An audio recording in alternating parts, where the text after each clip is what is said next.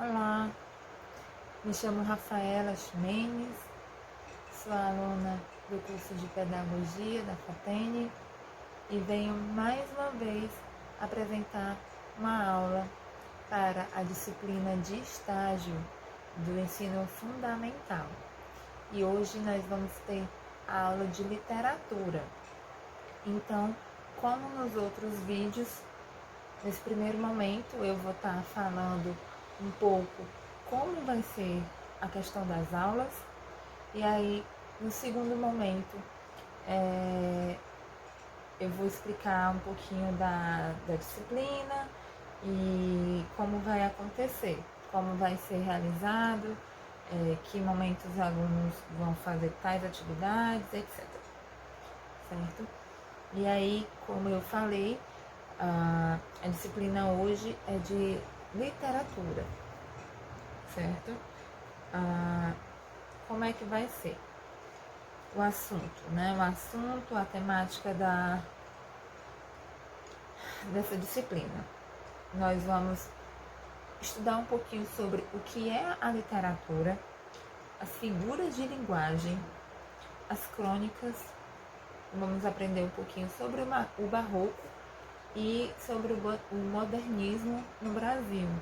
Nós não vamos nos aprofundar no modernismo, mas vamos ver coisas significativas sobre esse período e como ela influenciou, né, uma década, e que na verdade não é uma década, é um período que vem influenciando até hoje, certo? Então aí a duração da aula. A aula vai ter duração de 2 horas, como sempre, certo? E quais são os dias que ela vai ser aplicada? A aula é o seguinte, na verdade a disciplina de literatura, ela é literatura e artes, só que houve uma separação, porque senão ia ficar muito corrido, e a escola Educar para a Vida achou melhor separar essas duas disciplinas. Então, cada disciplina vai ter um horário e o dia fixo para ser passada para os alunos. Então, no caso aqui, a disciplina de literatura, ela vai acontecer todas as quartas-feiras no horário AB, que é o primeiro horário. Antes do intervalo, toda quarta-feira vai ter a disciplina de literatura. E após o intervalo, os alunos vão ter outra disciplina, né? Não é de literatura, se eu não me engano é educação física, e aí vai depender do cronograma que a escola passar. Mas se não me engano é educação física. Então vamos lá. Qual o objetivo da disciplina? O que é que ela busca passar para os alunos com a literatura? O que é que os alunos do fundamental têm a aprender com literatura, que é uma parte muito importante da nossa educação, da nossa cultura no geral. Não só como brasileiros, mas a literatura, ela é fundamental na vida de muita gente, principalmente na parte de leituras e etc. E aí, nós iremos conhecer as principais dinâmicas, né, da literatura partindo do barroco ao modernismo, certo? Trabalharemos textos em formato de crônica, em sua construção e como são usadas. Tudo que vai ser dado vai ser baseado no assunto, né? O que nada vai fugir do tema, até porque a parte do modernismo ela abrange muita coisa. Então aí cada ano do ensino fundamental vai ser estudado um pouquinho de modernismo no Brasil, certo? Qual a metodologia, os principais procedimentos, técnicas e instrumentos que serão empregados? As aulas acontecerão todas as quartas-feiras, no horário AB, como eu já falei, certo? De acordo com o cronograma da escola, tudo tudo é baseado com o cronograma da escola. Como eu já falei, é uma escola fictícia, se chama Educar para a Vida. E todas as emendas e as propostas de aula são baseadas no que a escola quer oferecer para os alunos, tá bom? Só para refrescar a memória que é assim, já que eu não consegui uma escola para poder estar estagiando de fato. E as aulas acontecerão todas as quarta-feiras, né, no horário AB, de acordo com o cronograma. Aprenderemos um pouco sobre o que de fato é a literatura, suas figuras de linguagem, assistiremos vídeos. Gente, toda aula vai ter uma interação de mídia, né? Como nas outras aulas eu passei interação de mídia, essa daqui também vai ter uma interação de mídia muito legal, porque eu acho que isso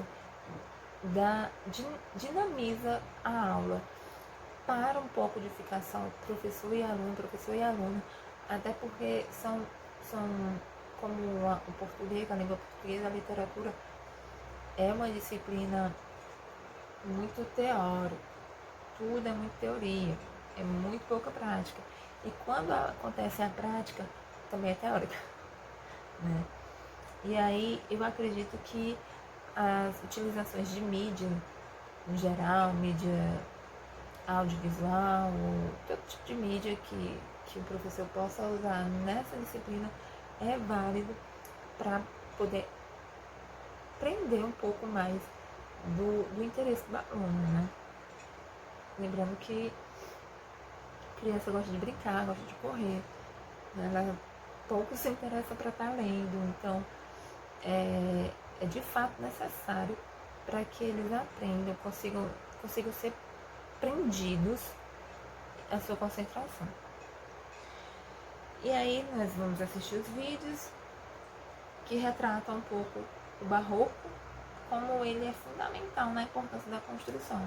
O barroco é muito importante na literatura.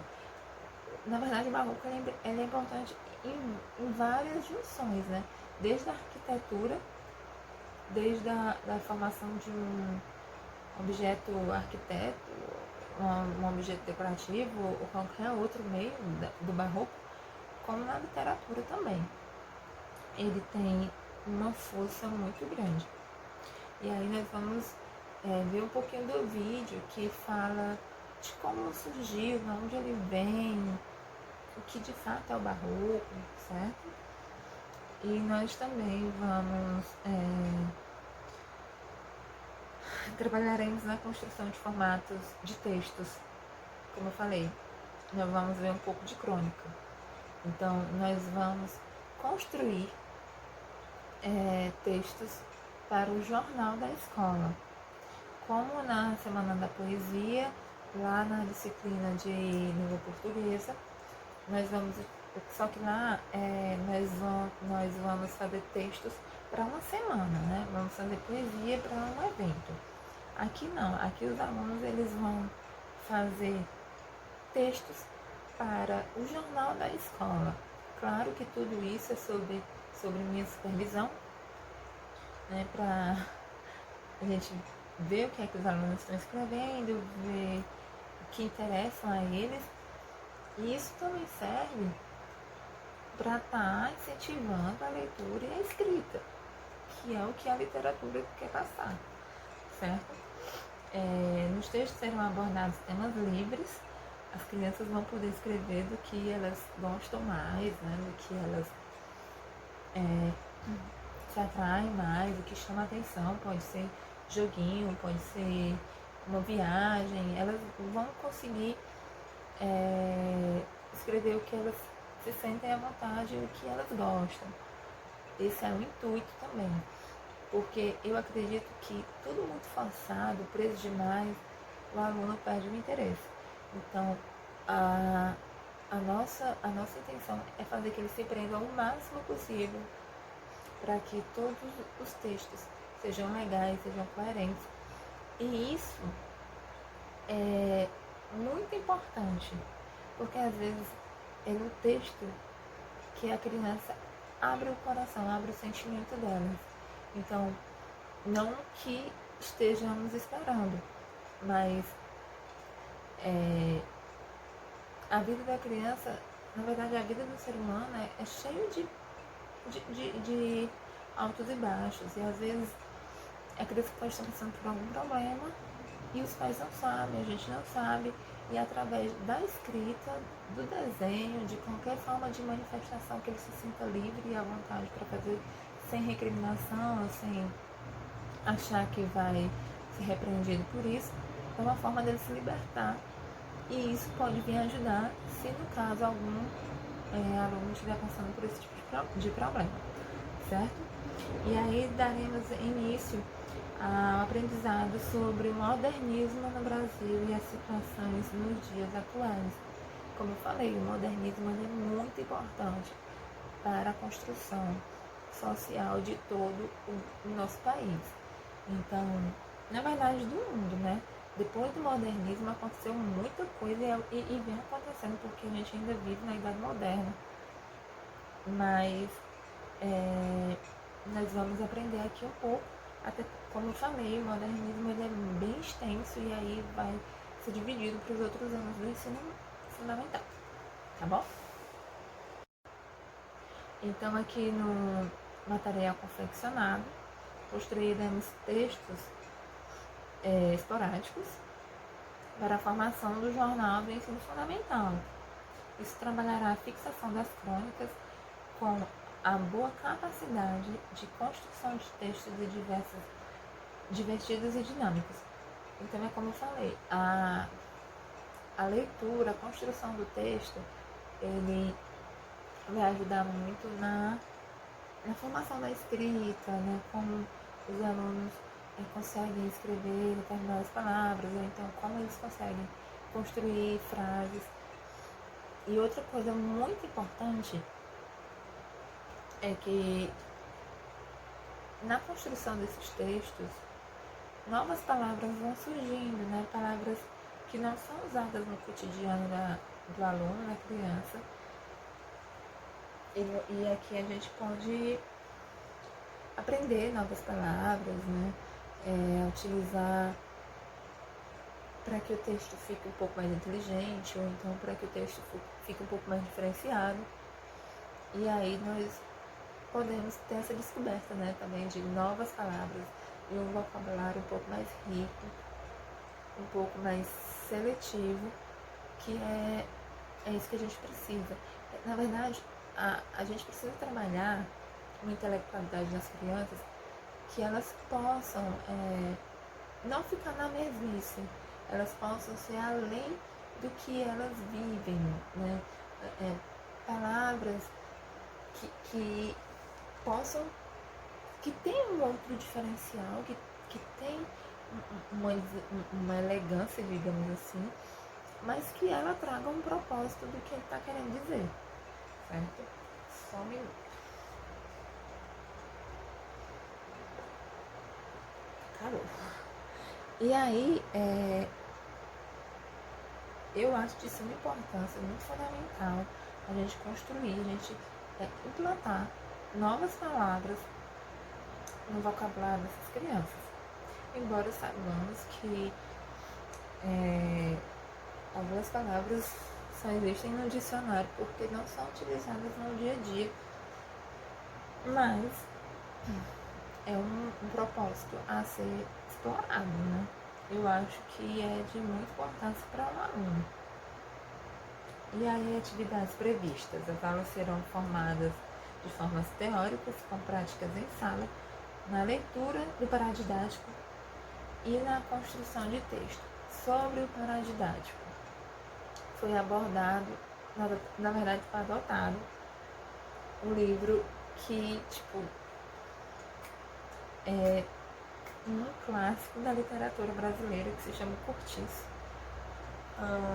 Deixa eu ver aqui. E por que foi adotado esse paradidático, esse livro, na verdade? É um livro que, como eu falei, a formação das frases e tudo, ela é bem um pouco é bem difícil. Mas não é que seja difícil de. Na verdade, é porque é um livro escrito em outra época. O livro é totalmente da época dele, não tem nada vinculado ao atual. Até palavras a gente não escuta praticamente mais falar, são mesmo os mais antigos que ainda falam esse tipo de linguajar, e muitos deles do sertão, né, do interior. E aí, que é o casulo. Casulo não, cortiço, desculpa. Deixa eu ver aqui. E é um livro que eu já li e eu achei realmente um pouco dificultoso para ler, mas que tem uma história assim sensacional. E lendo esse livro, eu percebo que muita coisa no nosso país não mudou. A forma de cortiço, a forma que nós temos hoje, as comunidades na vertical, e é bem interessante, né? Aqui o livro, eu tô com ele no formato online, digital na verdade, mas aí para os alunos vai ser passado no formato físico, disponibilizado na biblioteca da escola, que eles vão poder pegar, vão poder levar para casa, ou os mais interessados podem adquirir esse livro que a gente encontra fácil nas livrarias do nosso país. Ou então, já que hoje toda criança tem um celular, tem algo que possa ler, um PDF, eles podem também baixar, que eu acho muito legal, porque junta a tecnologia com a literatura, e aí a gente pode unir um celular, uma coisa que a criança passa o dia ligado, que a gente sabe que hoje em dia tem criança que passa 24 horas no celular, os pais não têm força para desvincular aquilo ali. E eu acho que pode ser uma ideia bacana para o aluno que passa o dia no celular, ele está lendo digitalmente, certo?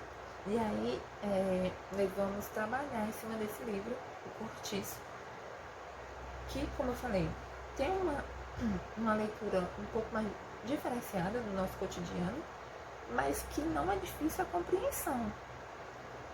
No decorrer que você vai lendo, você consegue compreender.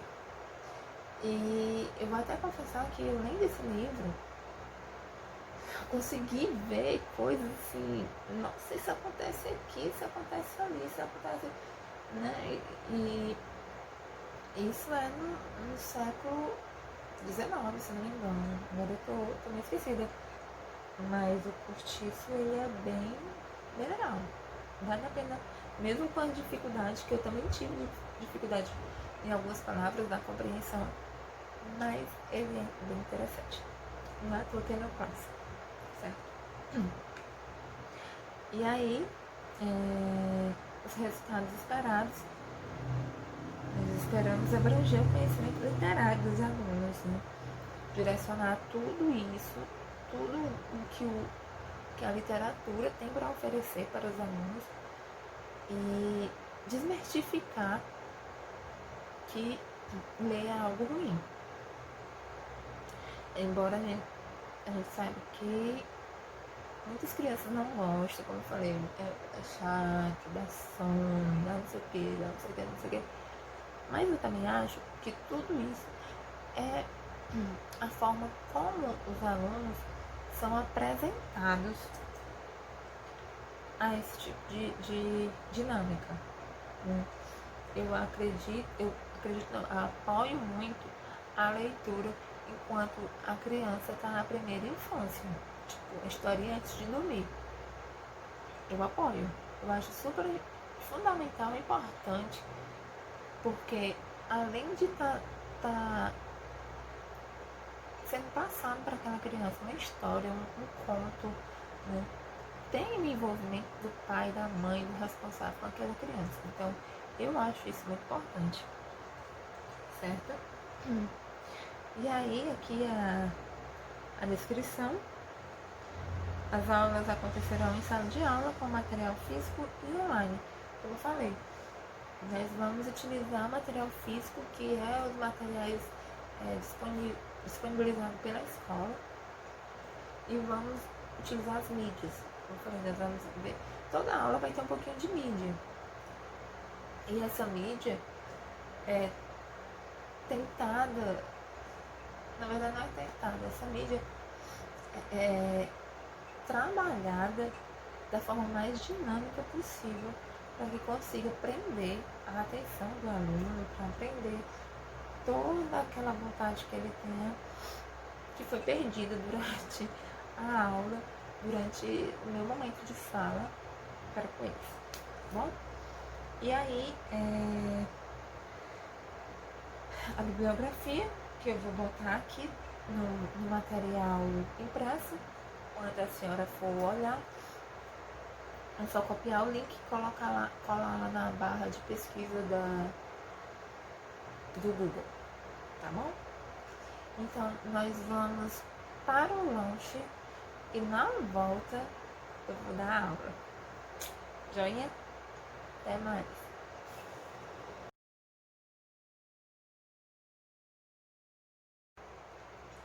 Então, voltando à nossa aula, já forramos o bucho.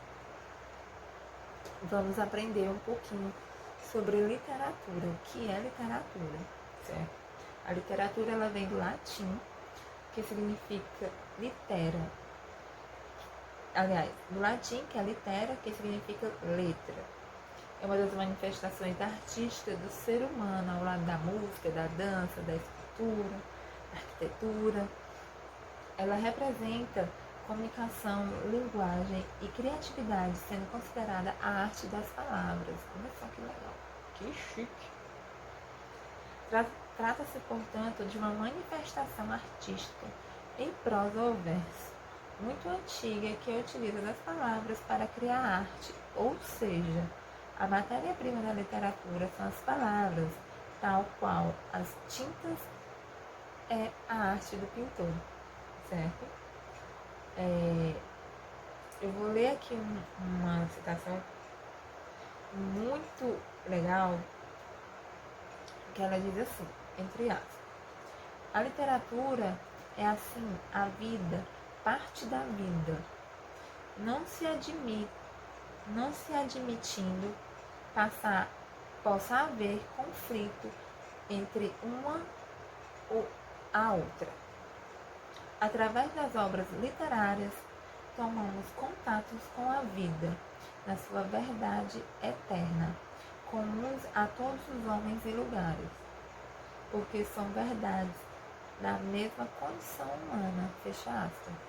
Profundo, né?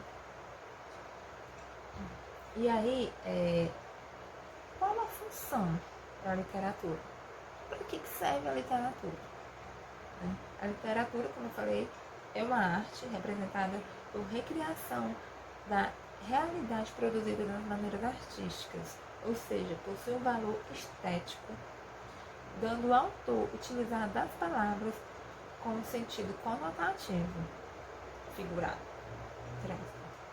para oferecer maior expressividade, subjetividade e sentimentos ao texto. Um texto bem escrito é uma coisa muito linda. Assim, é perfeito. Então, como é que eu posso falar? Por exemplo, vamos pegar aqui um exemplo de um filme. Um filme que é baseado em livro tal.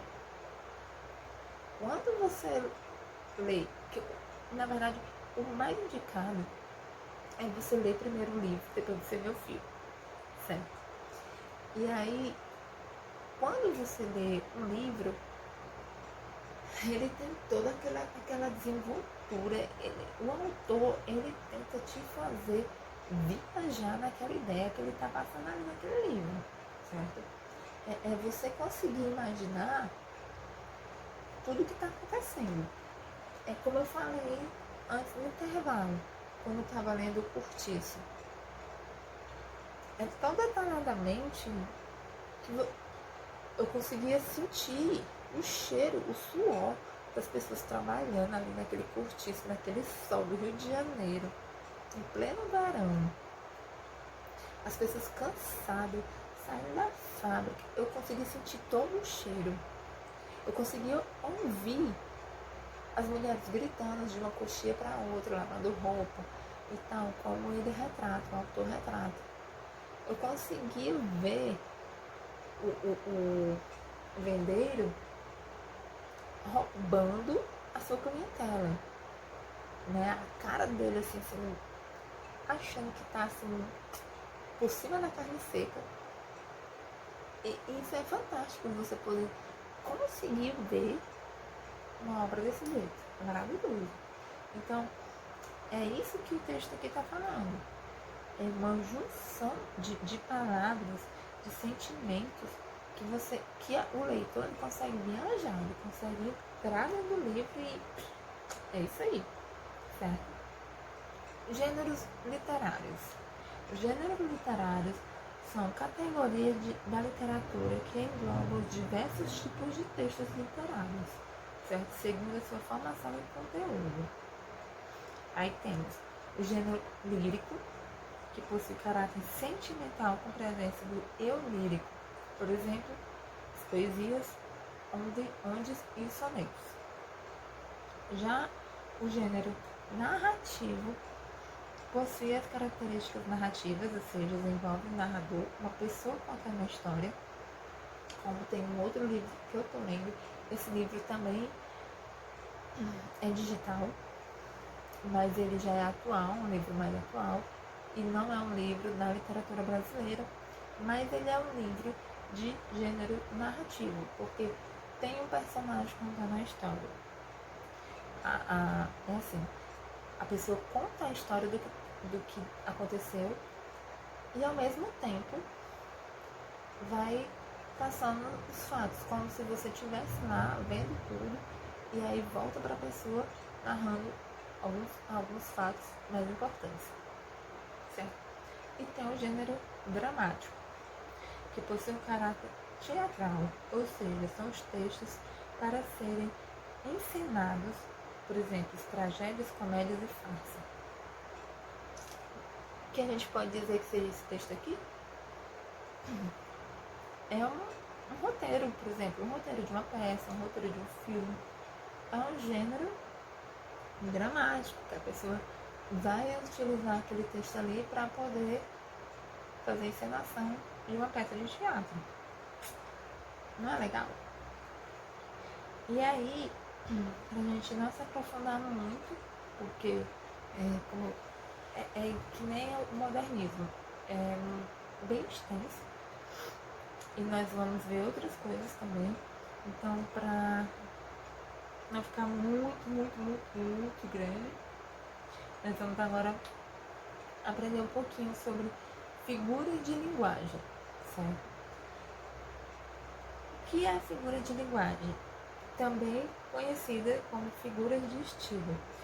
São recursos estéticos usados para dar maior ênfase à comunicação e torná-las mais bonitas. Então, meu cachorrinho chegou aqui.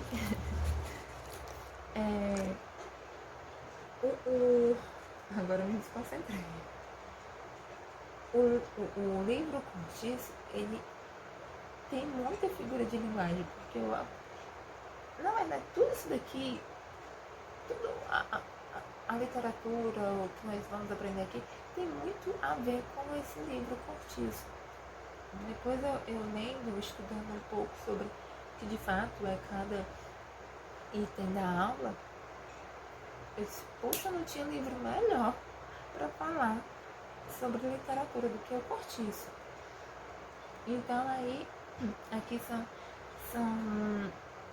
como eu falei, é utilizado formas para que deixe o texto muito mais embelezado, né? São palavras elegantes, são palavras, como eu falei no início da aula, são palavras um pouco mais diferentes, que não são muito utilizadas no cotidiano,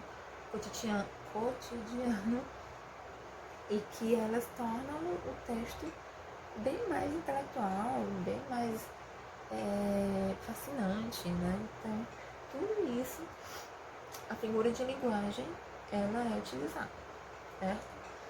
E aí, Tem a figura de linguagem de palavras ou semânticas, que estão associadas ao significado das palavras. Exemplo, comparação, caracteres, síntese, né? Então, são o quê? São, como é que eu posso dizer? Uma palavra, ela já tem o significado dela, ela já dá o significado pay-buff, pronto, aquilo ali acabou, certo? Figuras de pensamento trabalham com combinação de ideias e pensamentos. Exemplos: hiperbole, eufemismo, litote, irônica. E aí nós temos a figura de síntese ou construção, que interfere na construção gramatical da frase. Exemplo, acendento, pleonasmo. E aí temos a figura de som e harmonia, que estão associados à sonoridade das palavras. Exemplo, aliteração é um exemplo. Onomatopeia é outro exemplo. Então, são formas de deixar bem mais embelezado o texto, certo? E aí, a figura de linguagem, ela fala sobre... Eu vou passar aqui bem rápido, para não ficar muito extenso, certo? Sobre a metáfora, que representa a comparação das palavras com significados diferentes. Comparação, que é a comparação explícita, ou contrário da metáfora. Nesse caso, são utilizados conectivos de comparação, certo? Já a metonímia é a transposição de significado considerando parte pelo todo, ou autor pela obra. E aí a caracteres representa o emprego impróprio de uma palavra por não existir outra mais específica, a substituição de uma palavra por outra, né? E aí tem a sinestésia, que acontece pela associação de associações por órgãos de sentido diferentes. Para a frase, também chamada como antonomasia, é a substituição de uma ou mais palavras, certo? E aí, como está muito corrido, nós vamos agora ver um pouquinho de crônicas. E aí, eu vou passar o vídeo para vocês agora, para saber o que é crônica. Assiste aí. Olá, seja bem-vindo ao meu canal. Hoje eu vou falar com você sobre a crônica. O que é uma crônica? Quais as características da crônica? E ainda vou te dar umas dicas para você escrever uma. Então preste atenção na aula de hoje. Vamos lá? Então, para começar, o que é uma crônica? A crônica é um texto curto, simples e os fatos ocorrem logo no início da narrativa. Então, o tempo e o espaço são muito limitados nesse tipo de narrativa. A crônica também é considerada um gênero híbrido porque ela oscila entre a literatura e o jornalismo. O que eu mais gosto na crônica é o fato de pegar fatos do cotidiano e criar um conflito, criar uma narrativa, criar uma reflexão sobre algum acontecimento. Um dos maiores cronistas da literatura brasileira é Carlos Drummond de Andrade, que sabia falar de coisas simples de uma forma tão poética e envolvente. E o interessante da crônica é que você pode ter vários tipos. Uma crônica que vá mais para o lado do humor, ou que seja mais reflexiva, crítica, ou politizada, sentimentalista e assim por diante. Agora, as características da crônica. Primeira característica, ela conta fatos do dia a dia, mas de uma forma artística, de uma maneira que prenda a atenção do leitor. A segunda característica é um texto curto e leve, mas com o objetivo de despertar uma crítica social, provocar reflexão no leitor. A terceira característica, o narrador pode ser observador ou narrador personagem. E a última característica é apresentar uma linguagem simples, direta, adaptada sempre ao contexto, né? Uma linguagem padrão, mas adaptada ao contexto que está sendo apresentado ao leitor. Vamos ver um exemplo de uma crônica agora? Veja o que é contar uma ação simples de uma maneira tão interessante. Leia comigo esse pequeno texto. As forças do além. Vez ou outra, abaixando para pegar uma cebola na gaveta da geladeira ou dando pisca para entrar na garagem, lembro-me de discos que tive há muito tempo e há séculos não vejo. Saudoso me pergunto, aonde foi parar aquele CD do Gil? E aquele do Lou Reed? E aquele outro e outro e outro? Onde estarão? Mistério. Como não costumo viajar muito nem levar os CDs para fazer piquenique no parque, só posso pensar em duas explicações. Ou venho sendo sistematicamente roubado pela família e amigos mais próximos, que nos almoços de domingo esperam uma ida ao banheiro para surrupiar meus queridos compactos, ou estranhas forças do além vêm agindo em minha casa. Dado o caráter amistoso e leal das pessoas que me cercam, a única explicação lógica é a segunda. Fantasmas, sacis, duendes, bruxas ou boi da cara preta que pega aquela criança que tem medo de careta. Vem roubando meus discos desde sempre. O pior é que não são só os discos. Meus brinquedos da infância, cadê? Terei jogado fora? Talvez em alguma terça-feira besta, saindo atrasado para o inglês, minha mãe tenha perguntado. O elevador já esperando no andar. Antônio, eu tô arrumando os armários, dá uma olhada no que você quer que eu guarde. E eu apressado, mais preocupado com alguma banda de rock idiota ou com alguma garota que provavelmente me esnobava, tenha respondido, joga tudo fora, e batido a porta. Bem, esse pedacinho de crônica de Antônio Prata, um autor carioca, mostrou uma forma bem simples como você pode falar de uma ação do cotidiano e prender a atenção do leitor. Você mesmo pode fazer um exercício de cronista e ver uma situação do seu dia a dia dentro da sua casa com seus colegas na rua e desenvolver uma pequena crônica, mas tentando colocar um vocabulário adequado, um vocabulário mais poético, tentando encantar e prender a atenção do seu leitor. Se fizer, pode mandar para mim que eu vou ler. Entendeu o que é uma crônica? Agora você vai tentar fazer uma? Então, se gostou desse vídeo, não esqueça de deixar o like aqui embaixo, me seguir no canal. Inscreva-se aqui no canal para você receber a notificação dos novos vídeos. Obrigada por ter assistido o vídeo até aqui. Um beijo e até a próxima aula.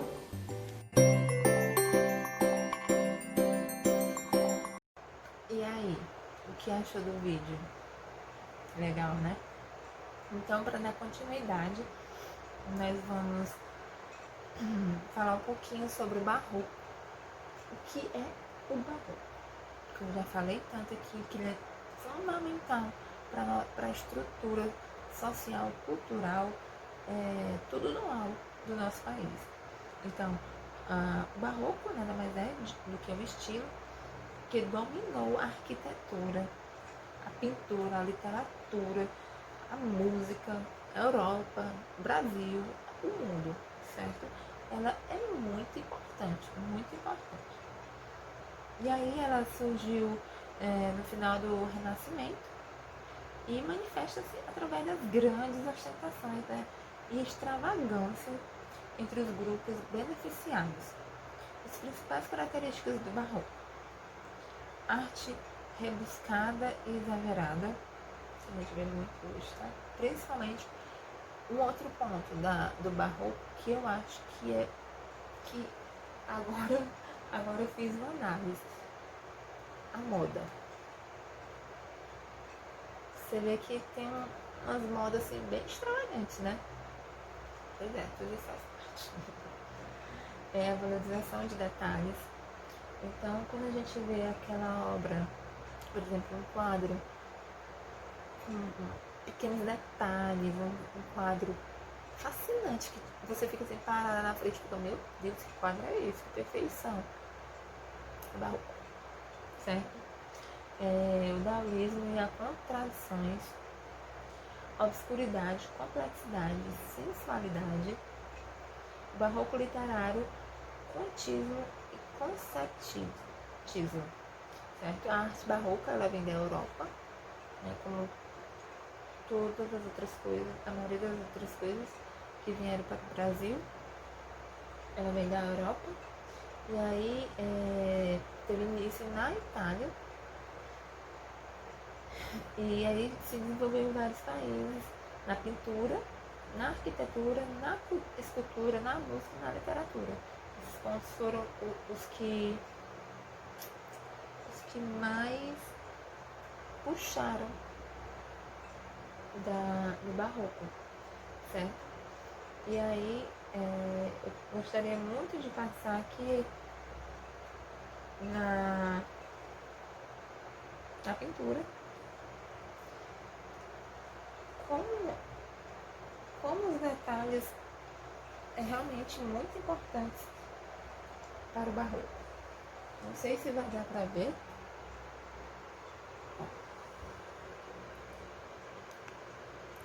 Esse quadro tá dando um pouquinho de reflexo, mas eu acho que dá para ver. Olha a riqueza de detalhes, né? Muito lindo. Então, isso é uma arte barroca, né? Muitos detalhes, muita coisa legal. E aí, pra gente... Deixa eu ver aqui, eu queria chegar na parte da literatura. Pronto, barroco no Brasil. Eu vou começar com essa imagem aqui. Essa imagem é perfeita. Ela é de 1738. E muito bonita. É o barroco no Brasil, tá?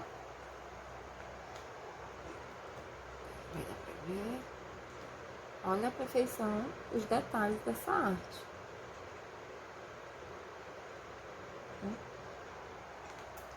Muito bonita. E aí,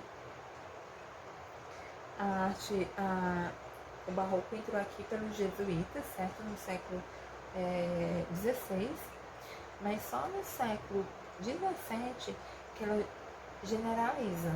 Ela vai para todos os centros de produção, e aí na Bahia é que ela ganha um boom e que ela é muito manifestada nas igrejas. Então, você vai para esses centros históricos, até aqui mesmo em Fortaleza a gente tem, mas eu acho que Pernambuco e a Bahia, eles conservam muito o centro histórico deles, e lá você consegue ver, assim, deu uma infinidade de coisa barroca dessa época. Igrejas, um outro estado também, que guarda, assim, unhas e dentes, é Minas Gerais. Então, são estados que realmente a palavra que eu devo usar aqui são estados que valorizam a sua arte, a sua cultura, que é muito importante na construção literária também, porque tudo isso influencia na construção de um bom texto, na construção de uma obra literária, certo? E aí, os principais autores do Brasil foi o Bento Teixeira, que aí ele viveu de 1561 a 1618, Jorge Matos, Manuel Botelho, Frei Vicente de Salvador, Frei Manuel da Santa Maria de Itaparica, certo? Esses foram alguns dos principais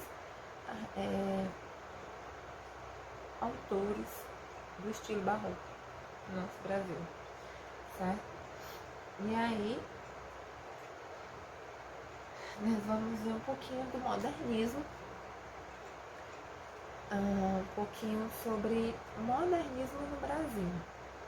O modernismo no Brasil, ele começou com a Semana de Arte, em 1922, que, foi o boom, foi, a libertação, foi, qual a palavra, meu Deus? Foi a saída do armário. Não saída do armário, não, tô brincando. Mas foi o momento de se manifestar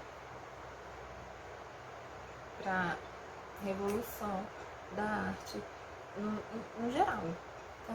Visual, musical, literário. Foi esse momento. E aí, o modernismo foi um movimento cultural, artístico, literário da primeira metade do século XX. Ele situa-se entre simbolismo e o pós-modernismo, que é a partir dos anos 50, certo?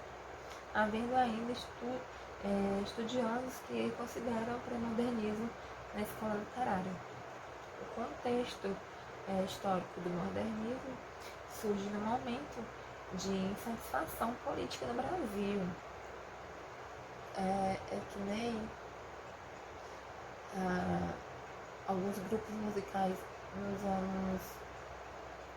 dos anos 60, quando houve o golpe, a ditadura, até o final dos anos 80, né? Mas aqui não houve golpe, só houve a revolução. As pessoas estavam muito insatisfeitas. É igual a história do bode ioiô aqui de Fortaleza, que o bode vivia na cidade e era muito conhecido, muito famoso. Ele assim, frequentava a alta sociedade da cidade de Fortaleza. E aí ele ia para as padarias, né? Bebia na Praça do Ferreira, onde andavam os artistas, os autores, as atrizes, toda essa nata cultural. Andava muito na Praça do Ferreira na época que Fortaleza era assim, que o centro da cidade era o boom, né? E aí esse bode, o bode ioiô, que inclusive ele tá lá no Museu do Ceará, que foi roubado o rabo também. A galera tava tão insatisfeita com o momento político que o Estado vivia, que fizeram a candidatura pro bode e o bode ganhou, certo? O povo estava tão satisfeito que o bode ganhou, sabe? Pôde assumir, mas ele ganhou. Então, a mesma coisa aqui. O pessoal estava muito satisfeito com o momento político que vivia o Brasil. E aí, com momentos de inflações, que fazia aumentar a crise, né? E greves e tudo isso. E teve a Primeira Guerra também, que trouxe reflexos na sociedade brasileira, embora o Brasil não tenha participado diretamente, mas indiretamente, eu acho que todos os países se envolveram nesse momento. E aí as características do modernismo é a libertação estética, a ruptura com o tradicionalismo, experimentações artísticas, liberdade formal, versos livres, trabalhando de formas não estou conseguindo falar. Ausência de pontuação, linguagem com humor, valorização do cotidiano. É meio que nessa época era tudo muito, muito formal, né? E a partir desse momento as pessoas puderam se libertar um pouco. E aí tem alguns autores do modernismo desse momento, né? Que é o Oswaldo de Andrade, Mário de Andrade, Manuel Bandeira, Carlos Drummond de Andrade, Raquel de Queiroz, só gente que a gente nunca ouviu falar, viu? Raquel de Queiroz, cearense, Jorge Amado, olha aí, Jorge Amado, as obras de Jorge Amado, meu povo, eu vou dizer pra vocês, são obras muito boas, mas em compensação o cabo era meio safado, né? É isso. Rico Veríssimo, Graciliano Ramos, Vinícius de Moraes, Cecília Meirelles, João Cabral de Melo Neto, Clarice Lispector, Guimarães Rosa. Só gente que a gente nunca ouviu falar, né? E aí tem as 3 fases do modernismo, que eu também não vou falar agora, porque aí fica para os anos seguintes da educação do ensino fundamental, tá bom? E aí, nós diante disso, vamos trabalhar a construção dos textos. Vamos também ler um pouquinho do Cortiço. Vamos debater em sala. E é isso. A aula de hoje fica por aqui. Eu espero que tenha sido agradável. Desculpa qualquer coisa, desculpa alguns barulhos externos. Mas é o que eu pretendi passar por hoje, tá bom? Então até a próxima aula, que é de artes. Aula de artes. Até mais.